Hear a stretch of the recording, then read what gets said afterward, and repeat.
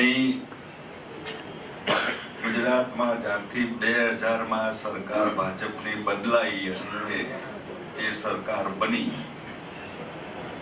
એ બિલકુલ કાવતરાખોર સરકાર,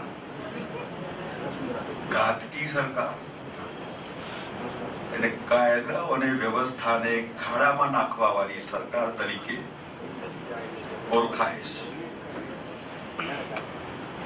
police demoralise થઈ છે. ગુજરાતની પોલીસ બદનામ છે, માટે જેલમાં છે. હોમ મિનિસ્ટર હતા એ તડીપાર હતા, ભલે થોડી વાર આવ્યા હશે. એક મિનિસ્ટર હતા એ વળી જેલમાં છે પાછા. આવી સરકાર હું નથી માનતો હિન્દુસ્તાનમાં કોઈ રાજ્યમાં આપણે આઝાદ થયા ત્યારથી બની હોય, બિહાર હોય, યુપી હોય, ઝારખંડ, હા ક્યાં આવી સરકાર નથી બની જે ક્રિમિનલ મેન્ટાલિટી વાળી સરકાર હોય. જે સરકાર વાડ ચીબડા કરે યા રક્ષક જ ભક્ષક બને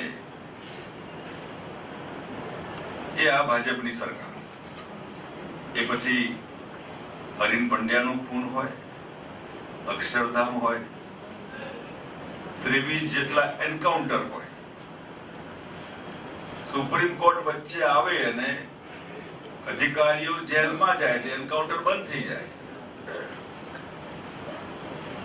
ચોખ્ખું લોકોને દેખાય કે આ એવી સરકાર જે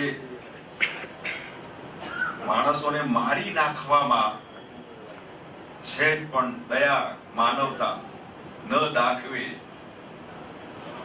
એ રીતે થઈ રહ્યું છે ને એને મતના રાજકારણ સાથે જોડાય છે.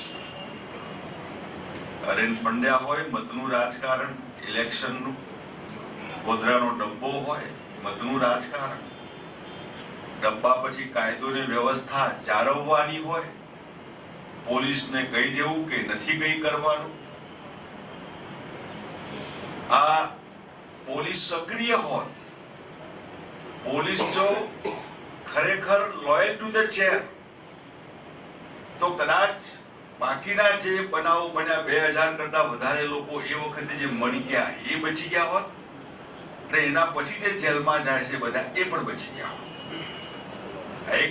એક ખોટા માણસની ધૂનને પોષવા માટે પોલીસ જે પેરેલલ થઈ ગઈ,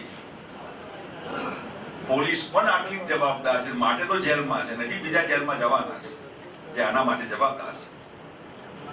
એ ન થયું હોત અને ગુજરાતની વિશ્વસનીયતા દેશ અને દુનિયામાં જે પ્રશ્નાર્થ બની ગઈ કે આવું ગુજરાત, એની શરમ આવે.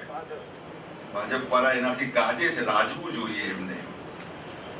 એવી સરકારને હવે આ છેલ્લા એકાદ મહિનો આપણે હવે એને સહન કરવાની છે.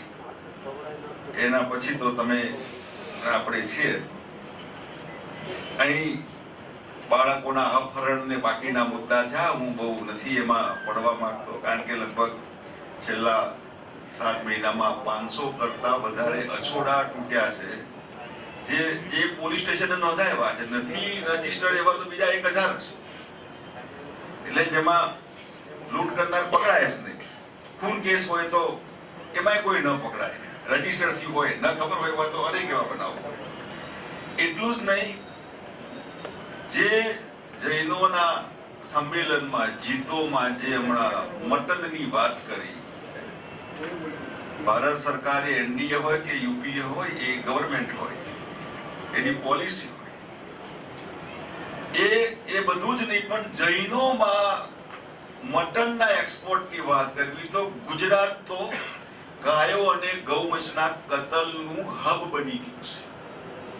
ગુજરાત કતલખાનાનું હબ છે. ગૌ અને ગૌવંશ, કાયદો, ગૌચર ગયા, કાયદો હોવા છતાં મટન ભરેલા યા વાછરડા ભરેલા ટેમ્પા પકડાય.